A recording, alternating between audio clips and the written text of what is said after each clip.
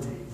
Oh, yeah. If you want to come to a suite, make sure there's nobody in your eye. Oh, yeah. All good, right? No. Sorry, I went to London. Oh, That's okay. I don't have a lot because I was here before, and I did do a presentation in the past, so I'm not going to do a PowerPoint like I did last time or anything. I just thought I would do a little refresher. Last time there were a lot of people that had questions about what I do, so I'm a psychotherapist. I'm a registered clinical social worker as well.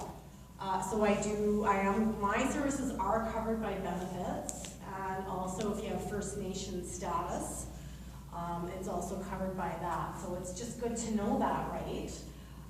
Because I am registered and certified.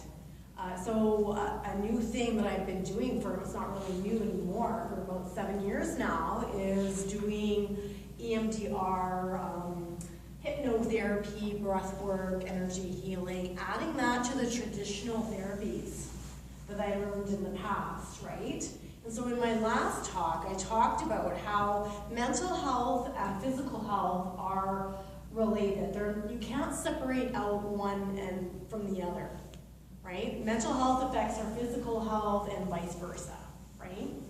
And so when we're talking about that, all of us have a conscious mind, which is about 5%, and we have a subconscious mind. Do you remember me talking about this for those of you who were here? Right? Subconscious mind is about 95%.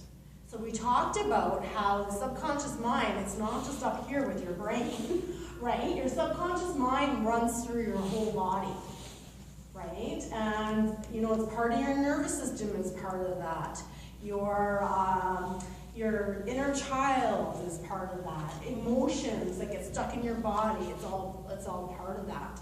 So, all of that is 95% of, right, everything all of our behaviors, our thoughts, why we do things, right? And also, any kind of mental health issues that we have, or sometimes physical health issues. There's an emotional component to physical health issues too, by the way. And I think that's, in the past, that was really understated. The role that emotions and trauma and things that are in the subconscious mind, okay, how it affects our physical health too. It's, we know that it affects our mental health, but we don't always talk about the effects on our physical health, right? So when you're looking at traditional therapies, talk therapy, for example, a lot of us are familiar with talk therapy, and there is a place for talk therapy, right? Talk therapy is really good for the conscious mind, but that's, again, 5%, right? So if we have in the subconscious mind the 95%, we can see what's going to win out, right? The subconscious mind and anything that's there, emotions, thoughts, our patterns, our programming from our childhood even, by the way, is all in there controlling everything we do, right? With only 5% of our conscious mind saying, arguing that, right? Or looking at that in any way. Okay, so that's why, when we talk about mental health, or physical health, we do need to think about the body and the nervous system and how that, all interplays with our subconscious mind. And a lot of it does originate, it could be stuff from recent years. We know the pandemic, for example, affected us, right? It could be things going on in your life right now affecting your mental health and physical health. But we also have things in our nervous system, in our subconscious mind, our body, right, that are stored there from our childhood, right? And we don't realize the impact of that. And it really does make a difference if you haven't looked at that sort of thing. You can be a senior and still have that impact, right? We think we can outrun that, but sometimes it'll come back up, right? Later on in life, in a physical illness or anxiety, for example. So one example right now that we're all, hearing about lots of news from the States, right? So for example, when we hear this news from the States, you know, it has the effect of affecting our nervous system, right? Our mental health. It causes anxiety and fear, right? It does. You know, and even if we say, oh, I don't care about that, we just kind of absorb that sort of thing, right? And it is really interesting. And then also in our nervous system is something very similar that happened to us in the past, right? What do you think reminds our nervous system of that happened not long ago? The current news. What does that remind us of? What's the same feeling? That feeling of fear and off balance and drama and changing news, shocking news. Anger. Yeah. Anger, yes, anger, and it is from the pandemic, right? And fear. And that shock factor, right? And that really does do stuff to our nervous system. So it is interesting. You know, and it is important for us to try and protect ourselves from the news. You know, like my mother, when we're talking about moms, right? My mother is from the generation that she has to watch the news at 6 o'clock and at 11 every single night. And doesn't she fall asleep to the news, right? And she says to me, well, it doesn't bother her. Doesn't bother her. Well, guess what? When you're getting drowsy at night, you're putting yourself into a different brainwave state. You're more open. That's a hypnotic state, by the way. So we all go into a hypnotic state on our own, naturally, throughout the day. This is a natural state that we all go into, right? We're in that state at night, and as we're falling asleep, we're also in that state in the morning, when we're not quite awake, but we're not asleep, right? And there's other examples when we do. But when you think about the news at night, listening to the stuff across the border, right, and how it's affecting Canada, right? And you're falling asleep to that. So I tell my mom, you know, I'm concerned you're listening to that at night. No wonder you can't sleep. No wonder you're having anxiety and health problems. And she's like, oh, no, that doesn't affect me. That doesn't affect me. Well, I think her nervous system would love to differ on that, right? So it is just an interesting thing. She's just used to her state being that way since the pandemic. But it does give our bodies a little bit of an emotional flashback, right? It's the same off-balance feeling that we had in our nervous system during that pandemic. It really is. There's a lot of similarities, right? The news, the shock factors, right? People fighting, all right? That's all in our nerves. We're absorbing that. And it is interesting. I'll give you guys a little something to think about too. That what Trump's doing, okay? He's doing that. He's using a strategy. Now I don't know if he's doing it on his own or if he's got a team. But his shock factor is a form of hypnosis. It's shock-inducing hypnosis. Of course, they jump from one thing to the next, to the next, to the next. That keeps your mind in the suggestion all the time. It's very suggestible. Distraction, shock, drama. That's another form of hypnosis. It's not the kind I use as therapeutic, by the way. But do you see there's uses for hypnotherapy and hypnosis outside of a therapeutic use, right? They use it in advertising. He's using it in politics to keep everybody off balance. And what does he get out of that? Why do you think he's doing that? Ego boost. Control and power. Because what are people experiencing? Fear. Fear. Even if we're not paying attention to the news. Okay, like I'm a therapist. Do you know how many people are in my office talking about the stuff, the tariffs, and now they don't want to go to the States, and they got to cancel their trips, and this happened, and that happened. It's just drama, right? You know, and they want to send me links. Oh, look what he said now. And I'm like, no. I don't want to, I don't need to know what he said. Makes no difference to me. Oh, but he's in charge for 4 years. You're gonna hear about it anyway. I'd rather hear about it secondhand than to listen to it. You know. Well, you will hear about it. Yeah. We can't, that's the thing that is very like the pandemic, right? But you see how it really does affect our health, our stability, right? Even if we're trying not to listen to it, like me, I'm trying very hard not to listen to it, right? You know, and when you say trying, there's a resistance there, right? You can't avoid it, like you said.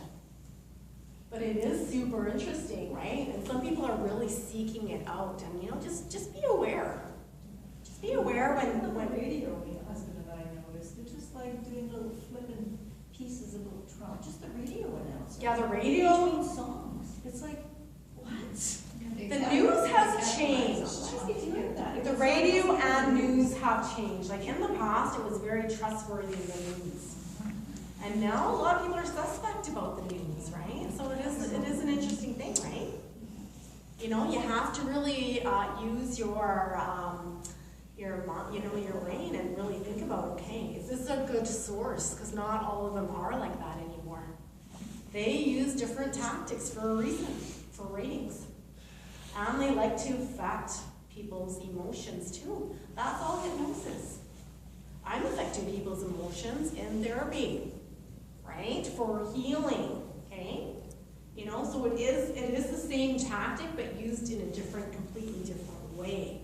Plus, I'm certified and registered. I have to abide by rules, right, to keep people safe, right? So you wouldn't want anyone doing that to you without being certified and registered and having all the proper training, right? It's powerful. It's powerful. We see Trump. He knows exactly what he's doing. You know, and some people think, oh no, he's just a big bozo. He just acts stupid. You know, no.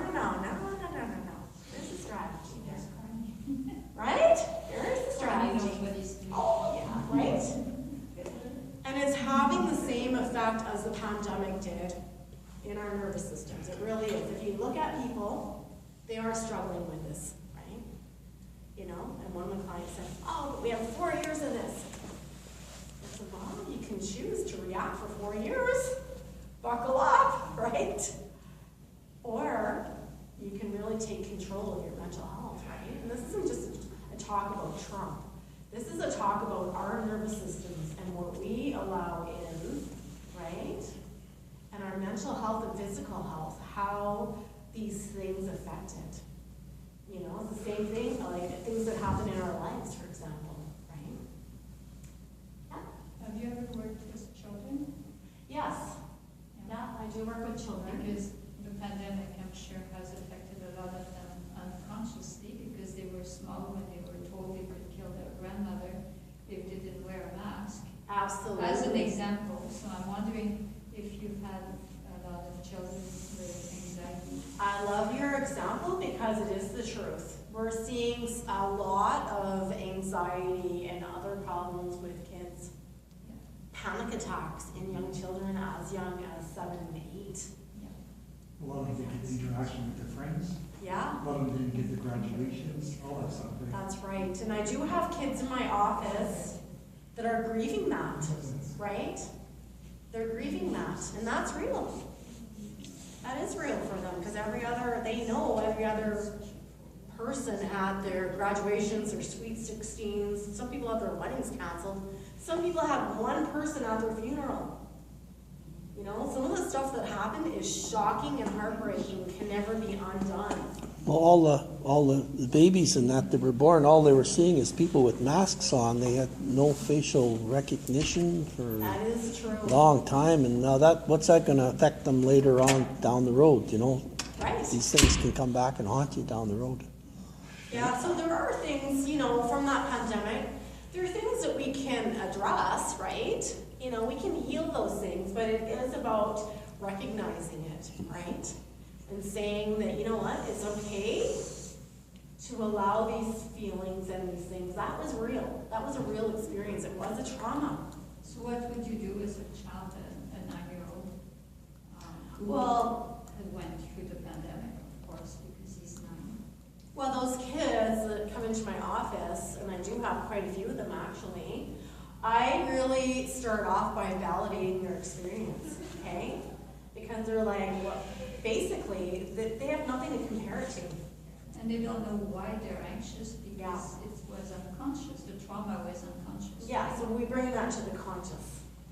So a lot of my work, I don't have to make them relive the exact trauma, right? So if something really bad happened to them during the pandemic, on top of that, I wouldn't like make them sit there and have to talk about the trauma itself, right? For example, if they were in a bad car accident, their parents were stressed out, right? If something really, terrible happened.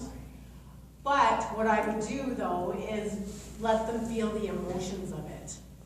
So I'm trained in how to do that, right? Using EMDR. I would probably use EMDR with them, which I use it through the eyes. What is that? EMDR is eye movement desensitization and reprogramming, right? So basically, it is a form of hypnosis, but you're awake for it. So a child would feel really safe, right doing that, right? And even kids who are very actively squirmy can do it, right? So you're only moving your eyes, and then I use other therapies with that though, right? To get them to realize, to feel the emotions that they have in the unconscious, subconscious. But if it's unconscious, they don't know. No, but I can find them. Why they're feeling you. They know. They know. They do know. Yeah, they just need a guide to show them, okay, how to find it. And I don't tell them what the feelings are, by the way. I let them tell me, and I don't care if they're only 7 or 8. Okay, and they can do it. They really can. So I just guide them. I'm just a guide to the subconscious, right? And it can be done with young children.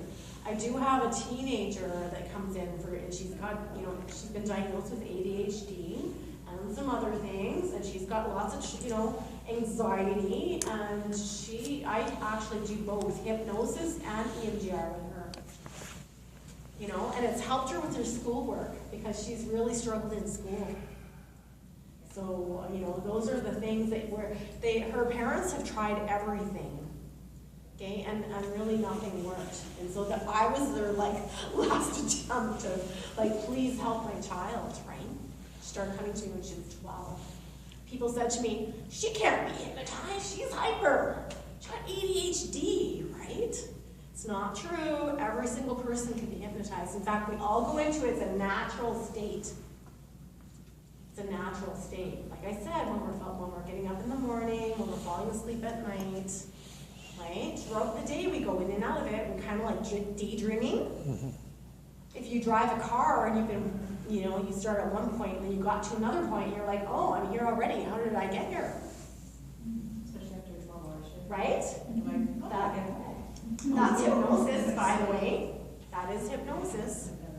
Right? So, and a lot of advertising, they use hypnosis. And that's, it's on a different level, but it uses the same tactics, right? Do you know what I mean? So, same with the stage shows. The stage shows, people ask me about the stage shows. There's some similar underlying tactics that we use, right? But it is different when you're doing therapeutic, as when you're using it for a stage show, as when you're using it for advertising or politics. Okay, so some underlying similarities, but then there's differences in how you apply it, right? Yeah. Okay. But it can be any age, by the way, and EMDR is very powerful. I had a woman who came to me. She could not fly. She wanted to go on a trip with her family. Okay, I did not put her in hypnosis the traditional way. I used EMDR with her. EMDR, and was able to find the root cause of her phobia, panic attacks on the planes. Tied to her childhood, something that happened. Okay, we're talking about an emotion. I didn't go to the event. We found the emotion. She found it, not me. I just guided her. And then we were able to extinguish it using EMDR. Desensitization and reprogramming. You're extinguishing it, right? So you still have the memory, you're just bringing down the emotional activation. So it is really cool. And didn't she go on a flight with her family to Arizona? That's a long flight. That's a couple different ones, and then a long flight, right? So is the recognition and the finding of the emotion is what brings her down and able to fly? That, yeah, that's the main part of it. The response to that. And then you're feeling it, and then you're reprogramming that, right? The meaning of it. You're taking down the activation, right? There's an emotional charge in this. And it actually gets stored in our nervous system, in our subconscious. How do you find it? Well, there's a whole process to it, right? It's not like this, right? One easy way I can tell you is to tune in. I say this all the time, right? Tune into your body. Just sit with it, right? You can feel some tightness in your chest, a tightness in your solar plexus, for example. Sometimes it gets what? It's in your feet, right? It could be on your shoulders if you're carrying a lot of burden. And often, and from an energetics perspective, if it's on one side, on the left side, it's feminine energy related. We all have feminine and masculine energy, by the way. It has nothing to do with sexuality. It's energy. Feminine on the left, masculine on the right. That's inner subconscious, by the way. So it is really cool, and it's, you know, if someone has something going on one of those sides, and I ask some questions about it, it's usually bang on. It's super interesting. It's actually fascinating. Yeah, and then some people have it on both sides, right? Yeah. A lot of times you hear people say a generic comment, well, the devil's inside them or something, but it's actually something else. Yeah, it's actually just emotional energy. Like, we call it negative energy, but it's You're really, occupied by it. that's not negative energy, right? It's actually just our emotions stuck there. It could be shame or anger or fear or those kind of things, right? The things like Trump's trying to do, right? Stirring up this negative energy in all of us. And then we're heavy. It's heavy load. We're distracted. It's super interesting tactic. It really is. It's amazing. Have you dealt with anything like mental illness, like schizophrenia, people with schizophrenia or anything like that? Like, I haven't dealt with not a lot of people with schizophrenia actually come, but I do have a lot that have bipolar, different diagnoses like that, bipolar and other, any other kind of like, What about social phobia? yeah, phobias is really amazing for. Yeah, and like for schizophrenia, I just haven't tried it just because I haven't had people show up to whoever shows up to me is right, is where we go with that, right? You know, so it's interesting that, but I have had people with paranoid thoughts. Like, so I know a lot of people with schizophrenia can also have paranoid thoughts. I've had that. I've had people with borderline, by the way. Borderline personality disorder, which is a very, traditionally very tough disorder to treat, right? Because a lot of that is trauma in your nervous system. It's stuck trauma. Yeah, so it does work for all of those things. And it works really well for phobias, any kind of anxiety, fear, even depression. Like depression, right? That's all pushed down energy. Depression, clinical depression, and any other kind of depression, that's anger turned inwards. Anger and regret from the past, right? well, you just What do watch, we do? just watch the news. Yeah, right? Yeah. And when you combine that with anxiety, well, what's anxiety? It's fear. Fear. We call it fancy words. Anxiety, stress, okay? All of that is generalized fear. That's what it is. It's in our bodies. We have a natural tendency to fear and to negativity. That's a protection mechanism, okay? And some things are important to be afraid of, right? If we're running from a wild animal, we should be afraid. We don't want to get rid of all fears, right? Now, some things are based on flashbacks from the past, or our thoughts. So we have to learn to decipher, okay, what is this fear trying to tell me? Is this something I need to act on to keep myself safe? Or is this an emotional flashback, right? Or is this something that's being created outside of me, like the thing that's happening across the border?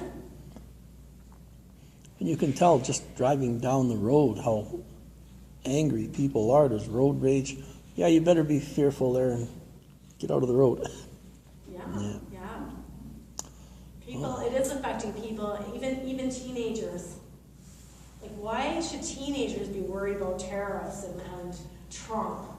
You know, I have teenagers in my office that are worried because their parents are worried. Their parents are talking about it. They're talking about it in school and they hear it on the news. It's all media. Yeah. Media fuels a lot of it, right? All of it. Yeah, yeah. So it is something to be aware of because media, like I said, in the past, the news was different. We trusted the news. Now they use tactics. It's different. It's all propaganda. Yeah, there's a lot. You're right. There's a lot of propaganda. I agree with you. And that does go in. We can say, that's not affecting me, like my mom. That's not affecting me, right? But it can affect us, even if we don't know it. Just the highway driving, I ran into a few guys already that retired early because they didn't want to get in accidents. Yeah, Because I'm a good driver, but I can't trust the guy coming at me. yeah. Or people won't even drive. I had one person I drove, so they're gonna fly to Winnipeg now instead of drive to here in Winnipeg. They're too scared. That's another issue, Or right, they've been with the stuck on the highway transports. for 8-9 hours. They're stuck in the middle of winter. They don't want to go through that anymore. Yeah, They'd yeah, rather be late in an airport than get sit in a warm building till the flight goes. If they're late. yeah, it's a good point. Get your electric car runs out of juice out. Yeah, right? Oh, that's it, yeah. So it's all of these things, right? And it does affect our nervous system. So if we have trauma in us, for example, from the pandemic, these kids, right? And we push it down, right? We used to teach our kids, suck it up. Don't cry. Get over it. Just distract yourself, right? Okay, so the problem with that is, though, they're not really feeling the emotions. When you feel your emotions, when you feel it, you heal it. Okay, then it can release. It's there to tell you something, and if you're just avoiding it, and that's causing a problem in your body. Mental health-wise and physical health-wise, or both, right? And you're seeing a lot of that in Thunder Bay with the mental health and addictions. Because that, you know, when we have things going on in our nervous system, which is our subconscious, right? Our nervous system is part of our subconscious, right? When we have that going on, we go into fight, flight, freeze, fawn, right? And we see that with addictions in Thunder Bay. Which one is that? Which one is the addictions? Pardon? Yeah, it's fleeing, it's flight, right? They're running away, they're flight. Their body's still here, right? So this stuff, like if we want to change our mental health, we have to look at the subconscious too. Not just the conscious. In the past, any kind of treatment, you're gonna wonder why it was never successful for a lot of people, right? They keep going to treatment and they keep like coming out and then they relapse and they relapse. Why is that? Well, part of the reason is they're not looking at the subconscious mind. Why are they're in flight? Why? Okay. Yeah. You want to talk about the thing about the pandemic. They never really declared it was over. They just sort of stopped talking about it. And then they start talking about something else. And they just let it drift off like, and you go into the next fear factor and the next game, you know, like, it's just, it's a big game. Well, the interesting thing about the pandemic is that people are reacting now from the pandemic, not just at that time, right? Some people reacted then, and then afterwards we're seeing the shock waves, right? Shock waves in people's systems. We're seeing a lot of people still reacting. And that was all from the stress. And when I asked them, so when did you start noticing these symptoms? Oh, during the pandemic or after the pandemic. Oh, it was there before, but wasn't that bad, right? No. all of a sudden, it got so much worse. That lack of control, that fear, that powerlessness, all of that trauma going into our bodies, right? Not knowing how to process things, because we also have work and bills and kids and life, right? Yeah, so it does make a huge difference. You know, so that's the thing, like if you are thinking about the pandemic, like I also used to work at the men's jail a long time ago. And at the men's jail, they have solitary cells. And I really do believe that that was my preparation in working with people from the pandemic, right?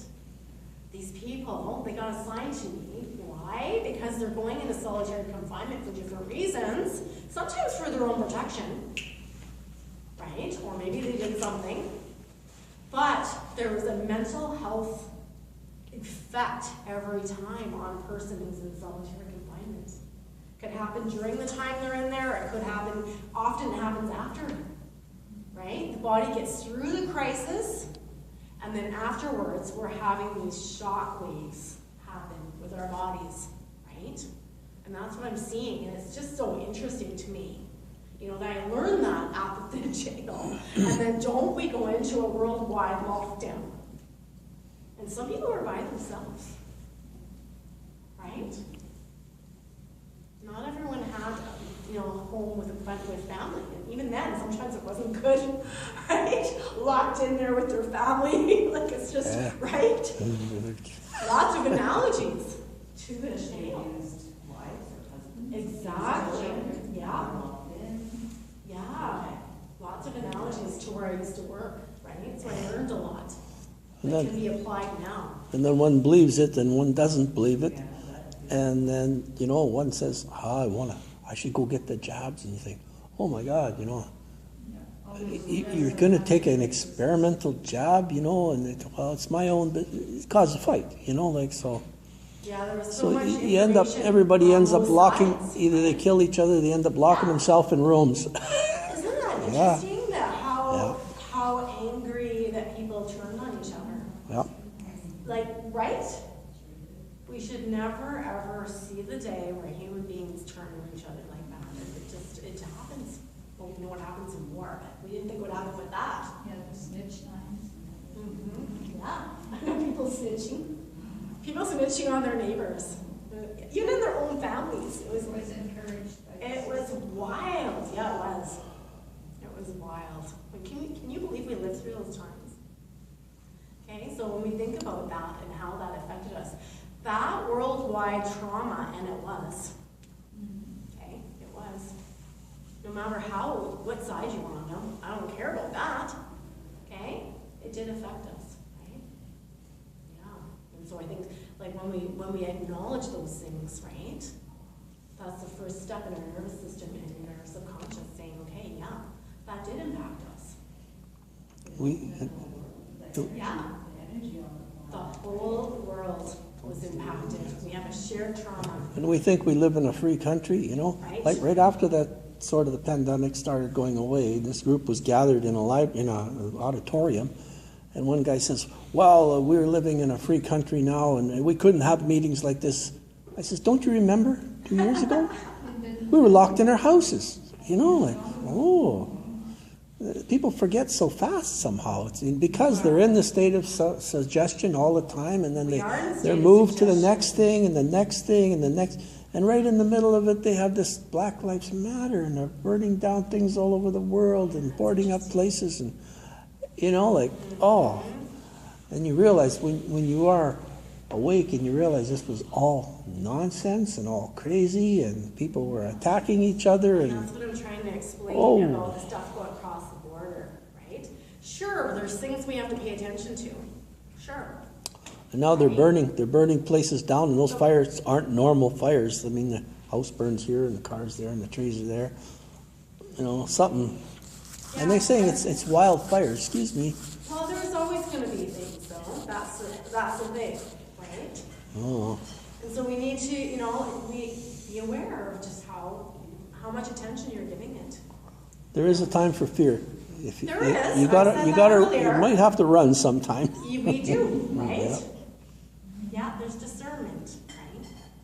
So, and that's where you have to decide, okay, is this a real fear? Or, to me, I've decided the cross-the-border stuff is not a real fear. Because guess what? It will all pan out. If there will be changes again. He'll change things, and some things might hurt me. I'm gonna be able to buy some clothes I want. I don't know, might be a tragedy. No. I'm just saying, I know it's gonna hurt some people's businesses. I get that. My business was hurt during the pandemic, so I'm not making light of that stuff, trust me. But I know, will I survive and still be happy? Yes, because I'm not letting this stuff affect my nervous system anymore, right? Yeah. Of course, we were still eating. I got fed up with it. I said, live out in the bush, so we had parties anyway. We had parties, built a big party gazebo, and Yeah. I had to throw the census lady off the property, but she come on the weekend, Saturday, having a big party in the backyard. But, we were out at Pace Lake. It's on Lac de Molac there or whatever. Been there. And the chief from the reserve was sort of pandemic lockdown. They were having a big party. Collins was out there, and I says, you locked down the whole reserve, and you're having a party out here. And there was no masks, there was tables set up, and there was food, and then, A lot of things do not make sense to me. yeah, you were there. Yeah, we know that. Mm-hmm. Yeah. Any other questions about how the subconscious works and how it affects our mental health, our physical health, and how trauma gets stuck in our bodies? So if you release somebody from their trauma, or you found it and they're dealing with it, then their physical aspects from that would also be taken care of. Well, it does, yeah, it does help release from, it allows that energy to shift, right? Emotional stuff is energy, people, right? It's energy. So when we're doing the eye movement thing, we're moving energy. I know some people don't believe in that. One day maybe we'll have a contraption that kind of, right now we can record brainwaves, but we can't record energy in our bodies. Not in that way yet. One day we might be able to, right? But I'm going to tell you, when we see, there's like a lot of studies now. There's a lot of people who've done these kind of therapies that do report the differences. Now, some people have a lot of damage in their bodies, so it might take a while. And then some people, it's like that. The subconscious mind can change like that, really can. So it depends on the person and what's going on with their system and their bodies and what they've been through, right? It's individual. That part's individual. How we do it is a common thing, right? Just like every person breathes. Do you do any distant healing? Like Yes. talks or? Well, do you remember when in Ottawa, when all the trucks went down there, right? I had somebody there, it was a woman that was there, and it was causing her emotional flashbacks. And like, she wasn't like against them or anything, but just all the commotion was down close by her house. The commotion itself was causing her to have emotional flashbacks because she was sent overseas, and like she was a soldier in the past. So the noise and the commotion was making her have flashbacks. So I did the EMDR over the Zoom for her, and it worked like a charm. And then afterwards, she was having trouble getting pregnant. She said, "Can we do it for that?" And I said, "Sure." Right? Yeah, it's just, it is amazing, right? Another case was a woman in town here. She had really bad addictions of the worst kind. Okay, when I saw her, and then she said, she spoke actually recently at a harm reduction big conference I was just at a couple months ago. And then doesn't she say in front of everyone, "Do you remember that during the pandemic when we were locked down, you did EMDR with me over Zoom?" And actually, it's not that I forgot, I just wasn't thinking about that in that moment. I was like, oh my God, yeah, we did do that, right? Now this woman is working at a social service organization in town. And speaking, like, what the heck? And she looks so healthy. She did not look healthy when I saw her. Like, I wish I had a before and after. of this person, right?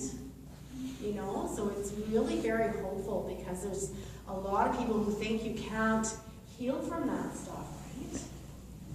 You know, she was doing other things too, not just EMDR, but she said EMDR was a major factor. And she remembers us doing it. We're locked down, we're on our computer on Zoom, right? It's the eye thing. And I'm guiding her through that. It was really cool. So it does work. You know, you can hypnotize people that, by the way, over the phone. You can do it on Zoom.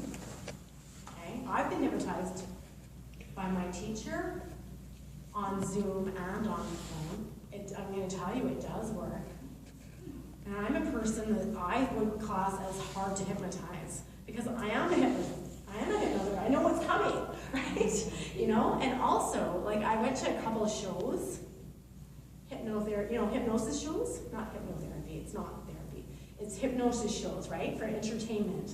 Well, he couldn't hypnotize me, so I'm like, hey, Hassie, I can't be hypnotized, right? Boy, was I wrong. So I see why she wanted me to go to this show, right, to show.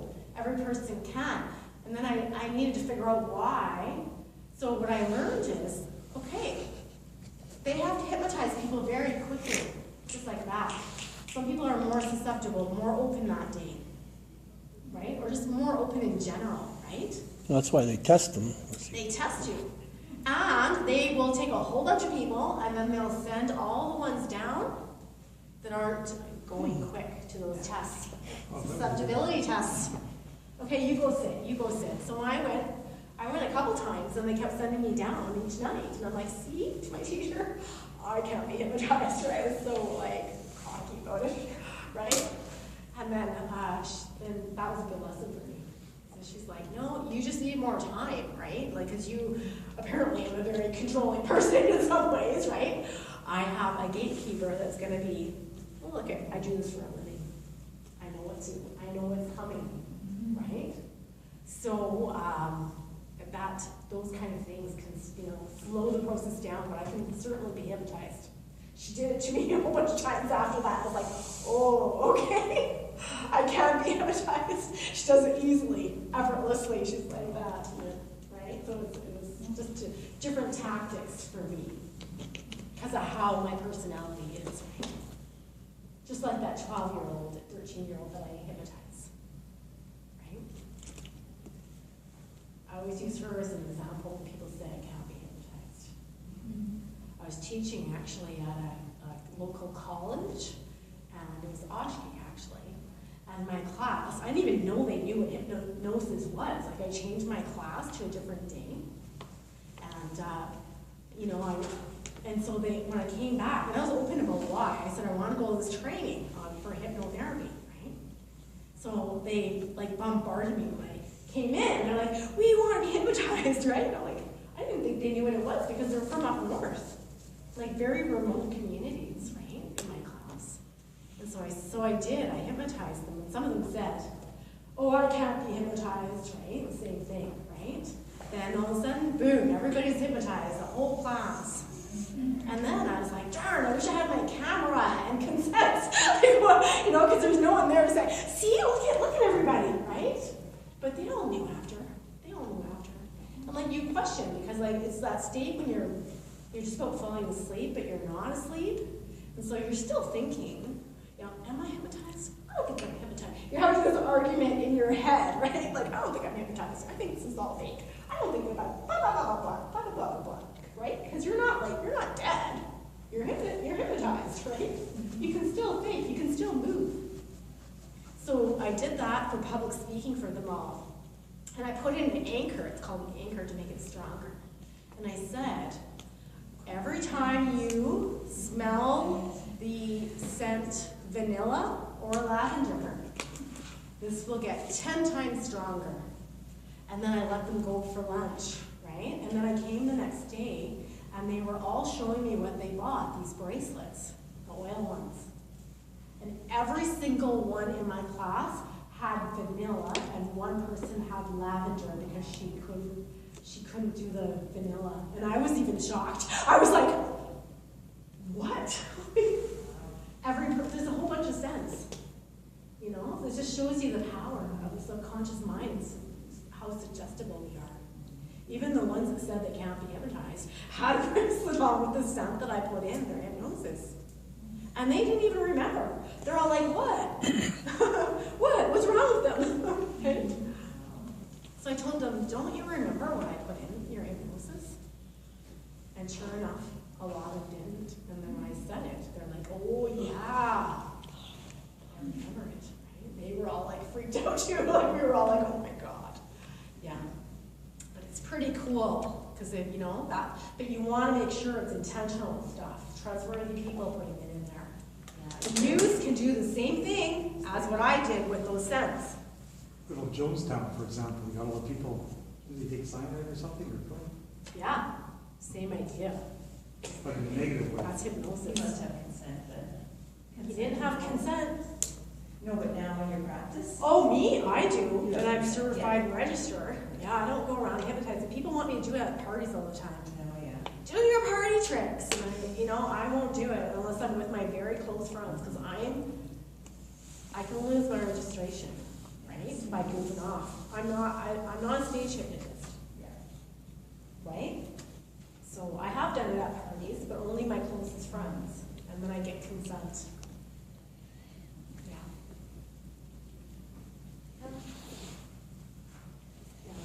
You're But no do fun. they- You do don't they're- do it they're- at parties. Do they have licenses to hypnotize us with the news and stuff? They don't. That's what I'm saying. You know, like, oh yeah. They don't have, because it's not therapy. I'm a therapist, right?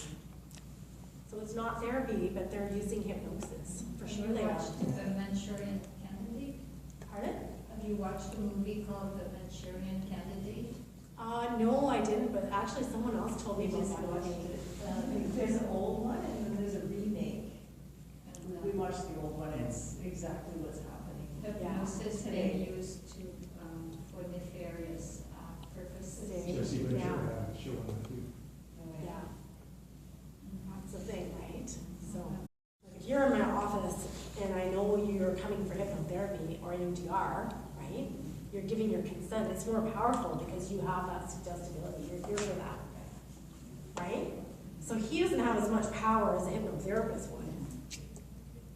And plus, we're using different techniques. His is more basic, really is.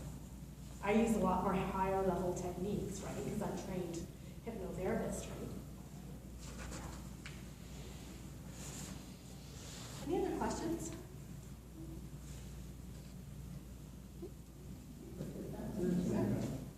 It's fascinating because it does affect all of us, right? It is fascinating. It never gets old for me.